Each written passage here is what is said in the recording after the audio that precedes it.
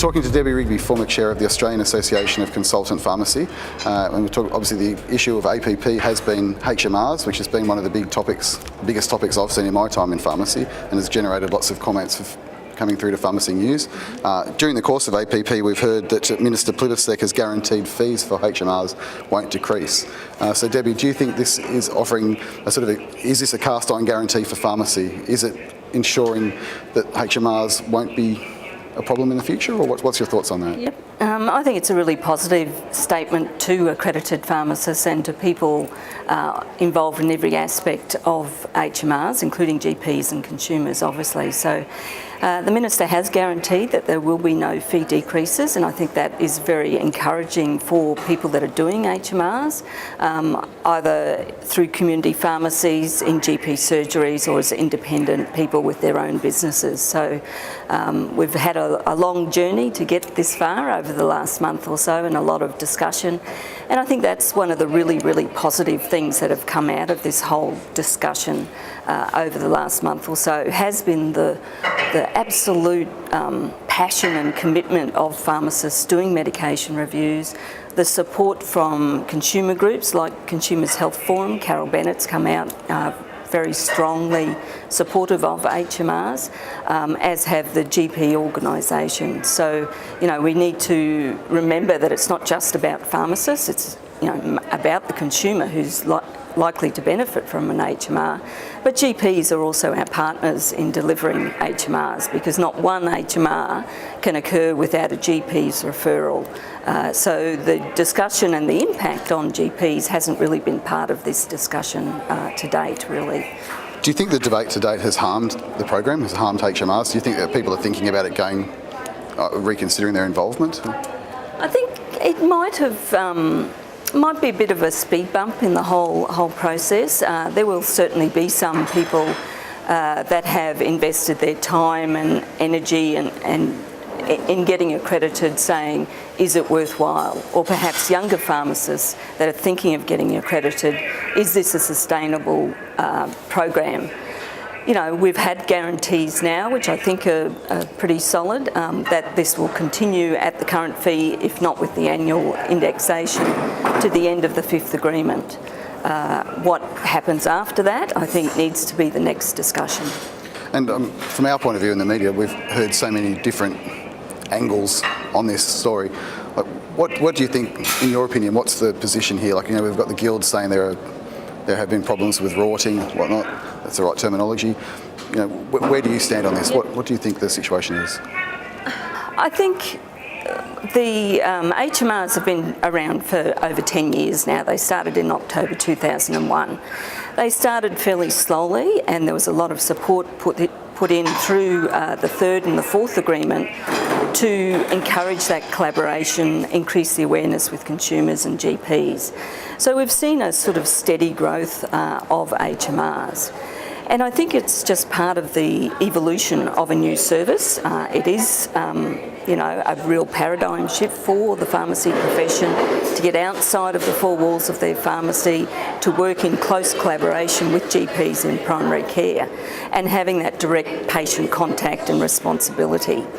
So, things don't change overnight, and really the fifth agreement was signed in a period of growth of HMRs. We were having substantial growth then, and I think that's one of the issues, why was the funding for HMRs actually decreased from the fourth agreement. So, and then late in 2011, we had the direct referral pathway introduced.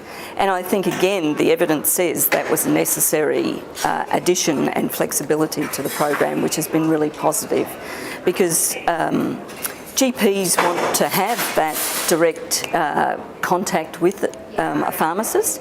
It is all about relationship building, the trust and respect that we have between an accredited pharmacist and a GP.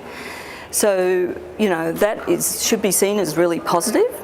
I think there's no doubt there are a small number of providers that are doing poor quality, high throughput HMRs. And are they mostly occurring, do you think, through medical centres or GP? No, I think it's a mixture of both. The evidence that I've had presented to me, both people, the actual providers contacting me, as well as other people, making me aware of these businesses. And it's a real mixture. We've heard at this conference of a large pharmacy group, wholesaler, having their so-called structured approach to HMRs. And I don't believe those large corporate style providers are in the spirit of the program.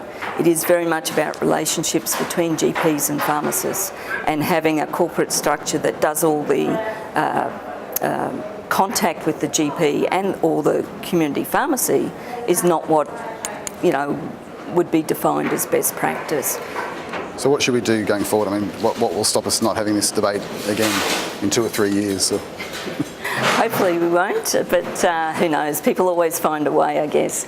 I think the awareness has been there. I think all of the changes that have been announced will have a positive impact on it.